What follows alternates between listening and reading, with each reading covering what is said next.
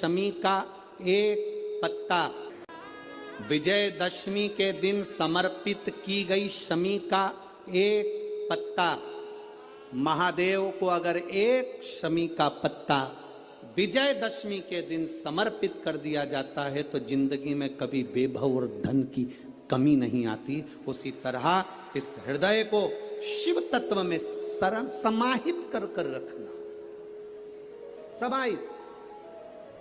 एक कथा आप लोगों ने सुनी होगी, महर्षि वर्तंतु।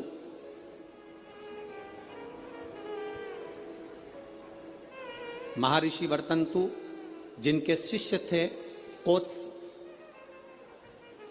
जिसका नाम था कोत्स। महर्षि वर्तंतु के शिष्य कोत्स बड़े आज्ञाकारी थे कोत्स, और वर्तंतु जो कह देते थे, महर्षि वर्तंतु जो बोलते थे वो कोत्स वो सुनता था। महर्षि वर्तंतु का एक काम बड़ा प्रबल था, वो कोत्स से हमेशा कहते थे कि पार्थिव लिंग का निर्माण करो, मैं पूजन करने आ रहा हूं। पार्थिव लिंग का निर्माण करो, मैं पूजन करने। ये वर्तंतु ऋषि, महर्षि वर्तंतु कोत्स से कह देते। अब कोत्स का कार्य यह था कि वो रोज एक पार्थिव शिवलिंग का निर्माण करता और अपने गुरु जी को आवाज लगाता, गुरुदेव गुरुदेव, गुरु जी पधारो, गुरु जी पधारो, आवाज लगाता। वर्तंतु महर्षि आते और पूजन करने बैठ जाते। बहुत सावधानी से स्मरण करना इस कथा का, बहुत सावधानी। अब पूजन करने वर्तंतु महर्षि बैठ जाते।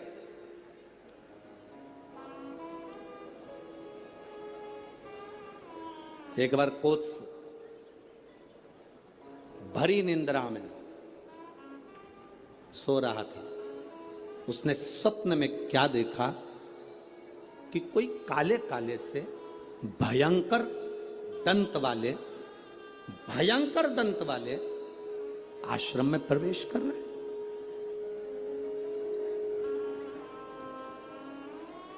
अब भयंकर दंत वाले आश्रम में प्रवेश कर।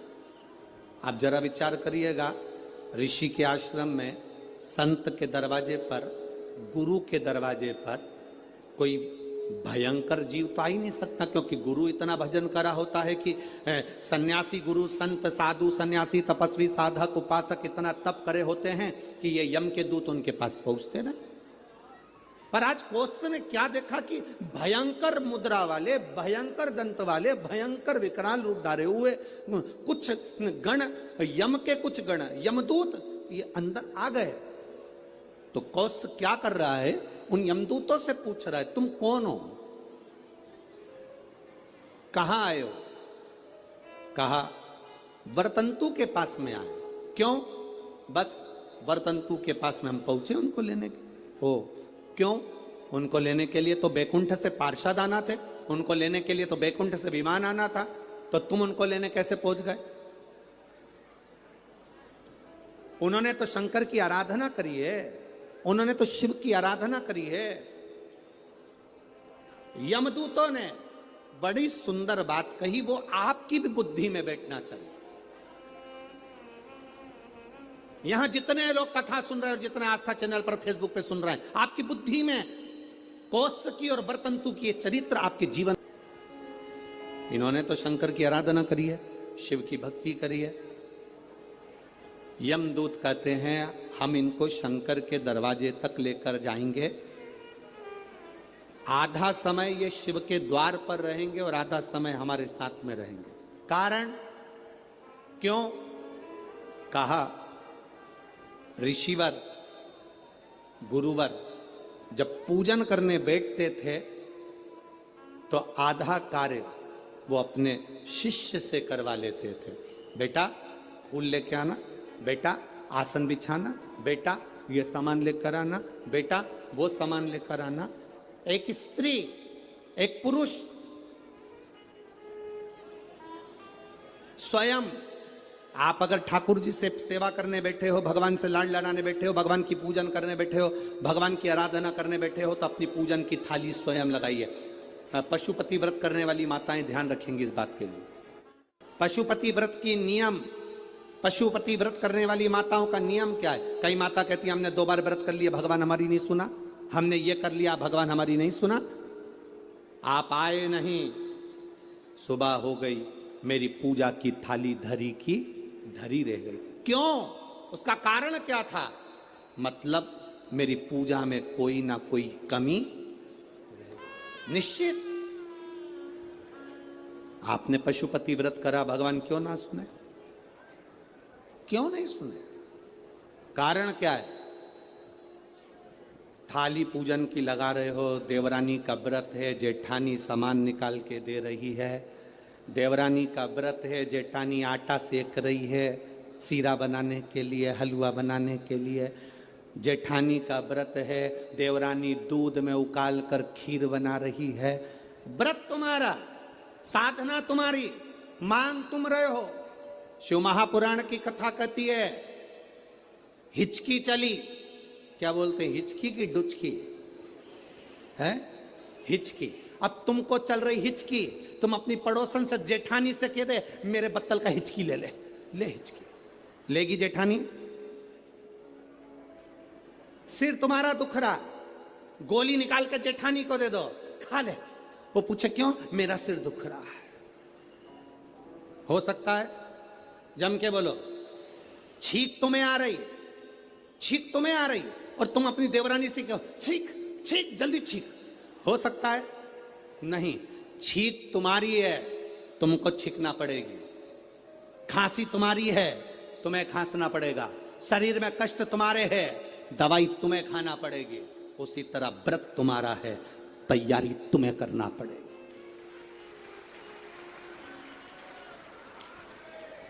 गलती हम करते हैं। पशुपति व्रत का व्रत मैंने करा, मम्मी से कह के चली गई, मम्मी मेरा पशुपति व्रत है, मैंने शादी के लिए करूंगी या बच्चों के लिए करूंगी या इसके लिए करूंगी या उसके लिए करूंगी। मम्मी ने पूरी थाली लगा के दे दी, मेरी बेटी व्रत कर रही है, मेरी बेटी। मम्मी ने पूरी थाली लगा के दे दी, प्रसाद बना के दे दिया। बेटी ने 3 बार पशुपति व्रत कर लिया और काम नहीं हुआ। बेटी बाद में कहे कि हमने भी व्रत करा था, हुआ नहीं। उस कारण को समझना। क्या तूने तैयारी करी? तू तो केवल एक सिर की उतार रही है कि महाराज बोला है तो व्रत करना है, तो मेरा काम हो जाएगा। पर विचार कर, थाली लगाती तो तेरे अंदर भाव जागता कि मैं महादेव की पूजन की तैयारी कर रही हूँ, चावल रख रही हूँ, बेलपत्र रख रही हूँ, पुष्प रख रही हूँ। एक एक चीज में महादेव जुड़ता तेरे दिल से। मैं महादेव के लिए हलवा बना रही हूँ, मैं महादेव के लिए सीरा बना रही हूँ, मैं महादेव के लिए खीर बना रही हूँ, मैं महादेव के लिए ये कर रही हूँ। हर शब्द में तेरा महादेव जुड़ता, तो पशुपति व्रत का पुण्य भी 2 व्रत होते और तीसरे में प्राप्त हो जाता। ये नियम है शिव महापुराण। शिव कथा कह रही है, बाबा देवाधिदेव महादेव का चरित्र कह रहा। वर्तंतु जी के लिए कहा, आधे से ज्यादा जो कार्य था वो कोस कर देता।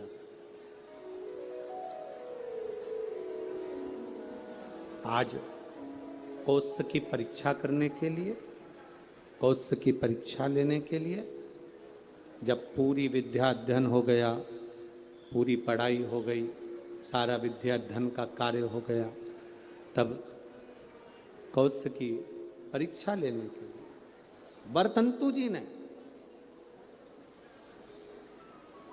कौश की परीक्षा लेने के लिए वर्तंतु जी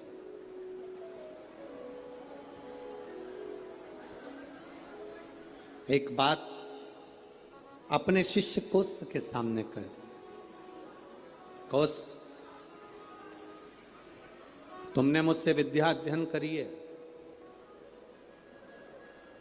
अब देखिए शंकर का पार्थिव शिवलिंग बनाकर गुरु को दे देना और गुरु उसकी पूजन करना, उसका फल देखिए कितना विचित्र, उसका फल कितना विचित्र होगा। कौश तुमने पार्थिव शिवलिंग का निर्माण करा, और निर्माण करने के बाद में तुम मुझे उस शिवलिंग को दे देते हो। तुम कहते हो कि मुझे यम के दूत लेने आए थे, पर वो कहीं ना कहीं उस क्रम में कहीं ना कहीं वो मुझे लेने के लिए आए, परंतु उस भोग को मुझे भोग शिव तत्व को भी जाना है। और अब मैं आपसे इतना सा कहना चाहूं, वर्तंतु ने कहा कोस, तुमने मुझसे विद्या अध्ययन करी है, आज विद्या अध्ययन के फल स्वरूप मेरी जो दक्षिणा बनती है वो मुझे दीजिए।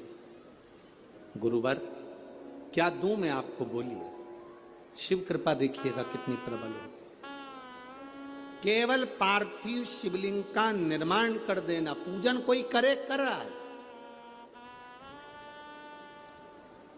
अपने क्षेत्र में, अपनी कॉलोनी में, अपनी सोसाइटी में, अपने एरिया में कहीं शंकर का मंदिर बन रहा है, शंकर का शिवालय बन रहा है, बन सके आप उसमें सहयोग प्रदान करना, नहीं बन सके तो किसी की टांग मत खींचना कि ये मंदिर क्यों बनवाया,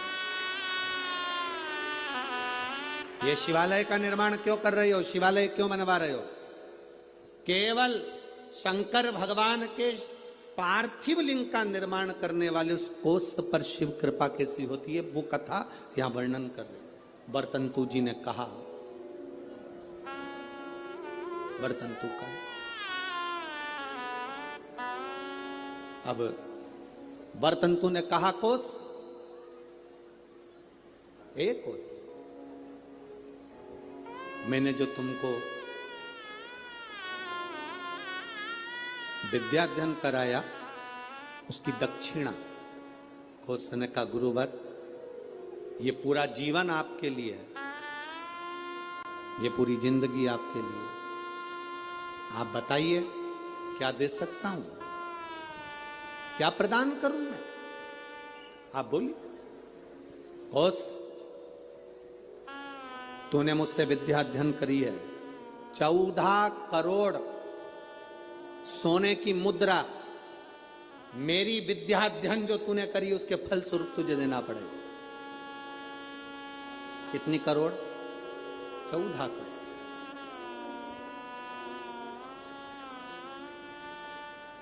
14 करोड़ सोने की मुद्रा। उसकी आंखों में जल भर गया, गुरुदेव मेरे पास तो इतना धन नहीं है, मैं 14 करोड़ आपको सोने की मुद्रा कैसे दे सकता हूं। फिर भी गुरु ने मांगा है, मैं लाकर जरूर दूं।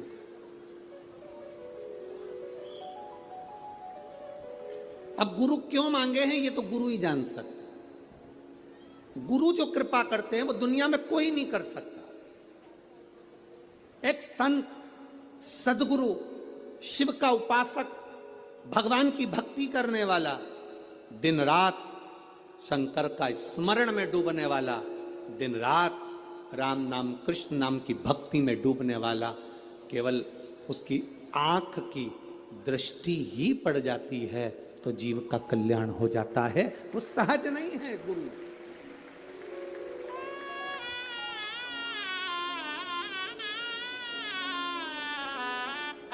एक गुरु पूर्णिमा पर एक भजन हम हमेशा स्मरण में लेकर आते हैं, ऐसी प्रेम भिक्षा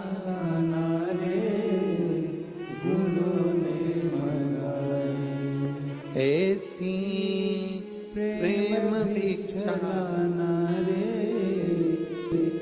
गुरु ने मंगाई, गुरु ने मंगाई, सतगुरु ने मंगाई, गुरु ने मंगाई, सतगुरु ने मंगाई। ये गुरु क्या कृपा करता है ये किसी को नहीं मालूम पड़ता। एक चेला, उसकी बहन की शादी, गुरुजी से कह रहा है, गुरुजी मेरी बहन की शादी है, मैं जाऊं? जा। गुरुजी मेरी बहन की शादी है। गुरुजी ने कहा जा। गुरुजी मेरी बहन की शादी है। गुरुजी ने कहा जा। अब चेला जाने लगा तो गुरुजी ने कहा, देख वो सामने एक झोले में अनार रखे हैं, ले जा।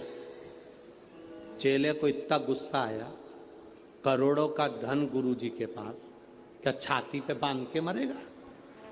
इतना बड़ा मठ, इतना बड़ा मंदिर, इतनी प्रॉपर्टी, सारी दुकानें, सब कुछ। गुरुजी ने कहा वो अनार रखे हैं झोले में, ले जा।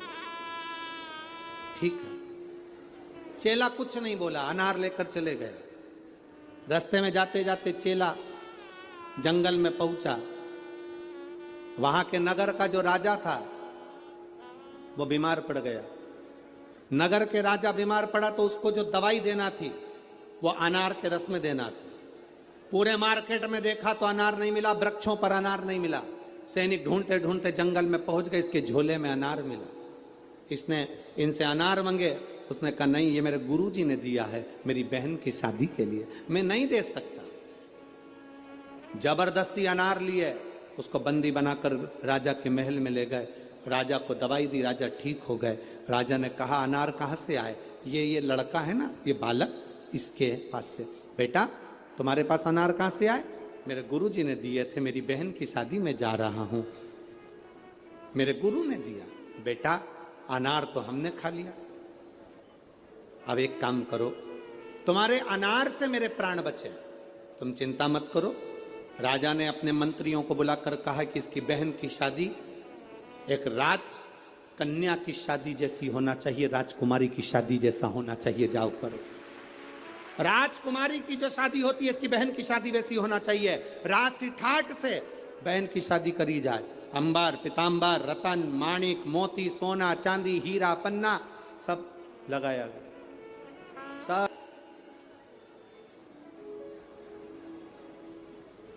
भिखारी को देकर भिखारी मत बनाओ, देकर किसी को कमजोर मत बनाओ।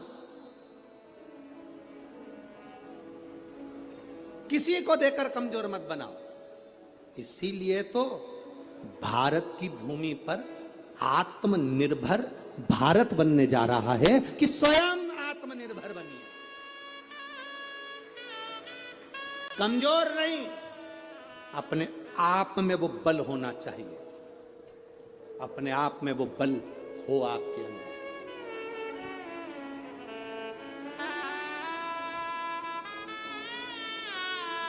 आज प्रेस वार्ता थी, मीडिया के एक बंधु ने एक प्रश्न किया कि कल आपने व्यासपीठ से कह दिया कि शास्त्र और शस्त्र उठाना चाहिए, आपने तो ये गलत कहा। हमने कहा आत्मरक्षा के लिए, स्वयं की रक्षा के लिए, धर्म की रक्षा के लिए और सनातन धर्म की रक्षा के लिए वो बहुत जरूरी हो गया है।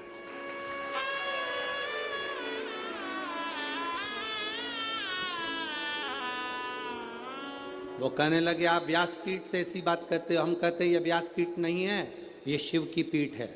जब जब जरूरत पड़ी मेरा महादेव सामने आया है। कभी जगत गुरु शंकराचार्य बनकर प्रकट होता है, कभी शिव तत्व के रूप में रुद्र बनकर प्रकट होता है, कभी अवधूतेश्वर बनकर प्रकट होता है, कभी कपालेश्वर बनकर प्रकट होता है। वो शंकर साधारण नहीं है।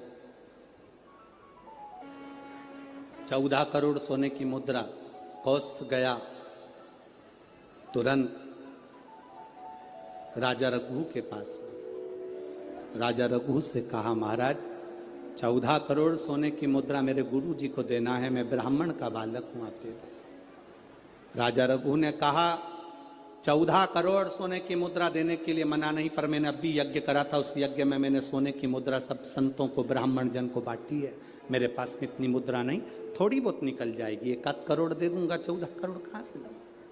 राजा रघु ने कहा पर ब्राह्मण मेरे दरवाजे से खाली ना जा, रुकिए, मैं इंद्र पर आक्रमण करता हूं। गुरु गुरु है, इंद्र पर आक्रमण करता हूं।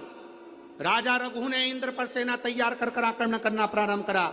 इंद्र का सिंहासन डोलने लगा। इंद्र दौड़ते दौड़ते भगवान ब्रह्मदेव के पास में गए। राजा रघु इंद्र पर आक्रमण कर रहे हैं, इंद्रलोक पर आ रहे हैं, क्या करा जाए? एक बच्चे को 14 करोड़ सोने की मुद्रा चाहिए, गुरु ने मांगी है, इसीलिए लेकर जा रहा है। उसको 14 करोड़ स्वर्ण मुद्रा, हाँ 14 करोड़, हाँ क्या करें। इंद्र से कहा राजा रघु यहां पर आए स्वर्ण मुद्रा लेने के लिए, आप कुबेर को बुलाओ और कुबेर से कहो कि तू जाकर 14 करोड़ सोने की मुद्रा दे दे। कुबेर को बुलाया, कुबेर शमी का एक पत्ता तोड़ा, शमी का एक पत्ता कुबेर ने तोड़ा और पृथ्वी पर आकर शमी के पत्ते को तोड़कर कोस को दे दिया। कोस, ये शमी का पत्ता ले। कोस ने कहा मुझे 14 करोड़ स्वर्ण मुद्रा चाहिए, ये पत्ते का क्या करूंगा? 14 करोड़ मुझे स्वर्ण मुद्रा चाहिए, इस पत्ते का क्या करूंगा? तब कुबेर ने जो पत्ता दिया और कोस से कहा कि यह बर्तन तू महर्षि को ले जाकर दे देना, वह महर्षि समझ जाएंगे इस पत्ते में क्या है। बर्तन तू महर्षि के पास में एक शमी का पत्ता ले जाकर कोस ने दिया।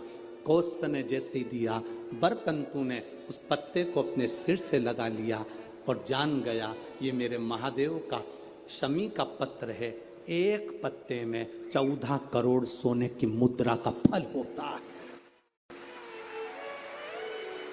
14 करोड़ सोने की मुद्रा का फल एक शमी के पत्ते में होता है। तुरंत बर्तंतु महर्षि ने शंकर की आराधना कर कर शिव जी से हाथ जोड़कर प्रार्थना करी, बाबा प्रकट हो। देवादिदेव महादेव प्रकट होकर कहते हैं बर्तंतु मांगो तुम्हें क्या चाहिए। बर्तंतु कहते हैं बाबा शरदीय नवरात्रि पूर्ण होने पर जो विजयदशमी आए, उस दशमी के दिन जो एक शमी का पत्र भूलवश भी महादेव को समर्पित कर दे, उसकी जिंदगी में कभी संपदा की कमी ना आए। एक शमी का पत्र, एक शमी का पत्ता 14 करोड़ सोने की मुद्रा से प्रबल हो जाता है। एक शमी का पत्र।